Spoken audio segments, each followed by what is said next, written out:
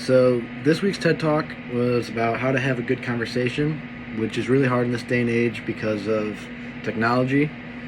The speaker, she starts off by talking about a study that was done of 10,000 adults, and the study found that we are more divided now than ever before in our history, which is pretty shocking if you think about our history.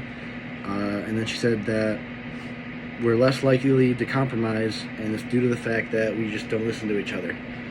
Conversation requires a balance between talking and listening, and if you don't listen to someone, you're not actually conversing, and that's a big issue due to mainly social media, because now we can just hide behind our phones and type whatever we want, and we don't actually have to be face to face with someone to confront them.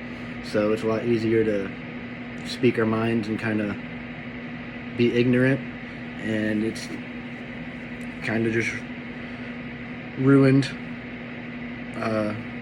our ability to converse with one another and have an intelligent conversation without getting mad at someone for stating their opinion. And she goes into pretty much how to actually converse and have a good conversation with someone. And then back to the technology, there's another study done, and it found that 1/3 of American teens send more than 100 texts a day, which, in my opinion, I don't think I send more than 100 texts a day, but I don't truly text. I'm usually talking on Snapchat, or I'll be on Twitter or Instagram or something like that, and I'm not actually texting. But still, 100 texts a day is a lot, and it's not good to do. And then there's a quote by Paul Barnwell, and the quote related to, he was a teacher, and he gave his class a communication project, and his quote is, "I came to realize that conversational competence might be the single most overlooked skill we fail to teach." And I think he has a good point, because I mean, we have classes that teach us how to speak in front of an audience and stuff, but I mean, that's just kind of like how to speak in front of an audience. You're not actually having a conversation one-on-one with someone, and it's completely different than talking in a group. And there really is we haven't really been taught how to converse with someone one-on-one. So he makes a good point where it is an overlooked skill, and it's definitely something that should be taught and that everyone should learn, because it's a very valuable skill to have. And then the speaker goes into the 10 basic rules of communicating, and the first rule is don't multitask, which pretty much means be in the moment.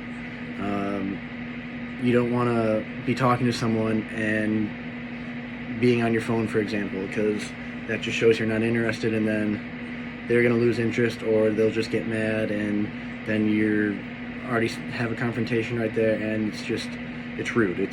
You just don't want to do it. The second rule is don't pontificate, which pretty much means don't state your opinion in a way where it's going to be confrontational or rude, because you wouldn't want someone to do it to you, and if someone did it to you, you'd get mad about it, and then it just causes a bunch of problems.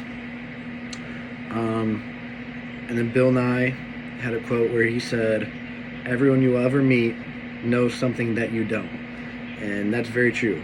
Everyone is usually an expert in something. They're not going to know everything, but there's going to be a few things that they know a lot about, and they're probably going to know more about than you do, so don't act like you know more. The third rule is use open-ended questions. So who, what, when, where, how, because then that's going to make the person you're talking to actually respond to you, and they're going to have to think about what they're going to say, and it's just going to make the conversation a lot better, and it'll be much more interesting. It'll be easier to converse with them, and it'll just make the conversation a lot better. The fourth rule is to go with the flow. So when you're having a conversation with someone, thoughts are going to pop in your head, and you just got to let them go. Something that they're going to say is going to jog your memory about something, and you're really, really, really going to want to say it, but you just got to let it go because you don't want to interrupt them, and it's just, again, it's rude to just get this thing in your head, and once you get that thing in your head, you're going to stop listening completely, and then you're just going to forget completely about what they were talking about, and then they're going to realize that you didn't listen to a single thing they said. The fifth rule is, if you don't know, admit it. You don't want to act like you know something if you really don't, because, I mean, there's the saying, if you assume, it makes an ass out of you and me. So just admit it if you don't know something, because it's not going to hurt their feelings. It's not going to make you look dumb. You just don't know about it.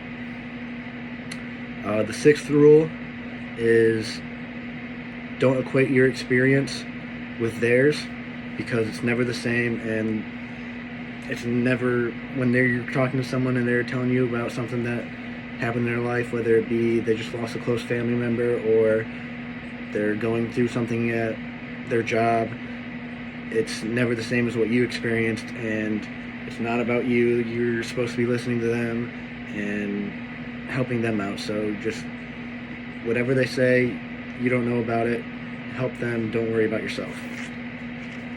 The seventh rule is, try not to repeat yourself, and it's just because it's boring.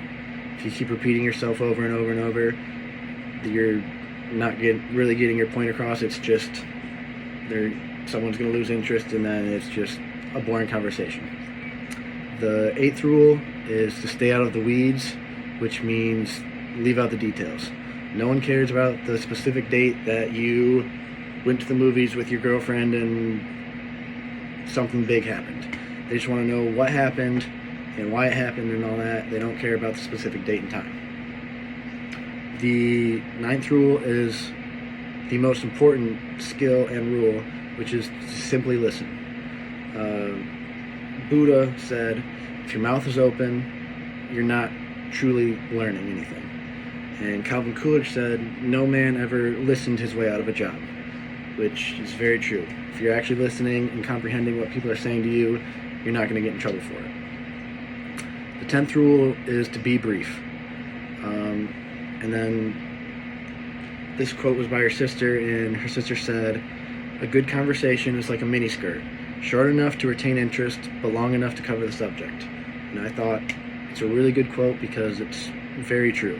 You want to keep your conversation short so that everyone stays interested in your conversation, but just long enough so that you cover everything you want to say. And then the basic concept of this entire video was just to be interested in other people, because if you show interest in them and actually care about what they're saying, then they're going to show interest in you when you're talking to them, and it just makes the conversation much more interesting, and it's easier to talk to people, and it'll just go a lot smoother. It doesn't matter if you're talking to someone that you don't like, that you do like, it's just the right thing to do, and it'll make a conversation go by faster if you're talking to someone you don't like, and it'll make the conversation more interesting if you are talking to someone you like. So basically, just learn how to listen, and you'll be able to converse with someone really well.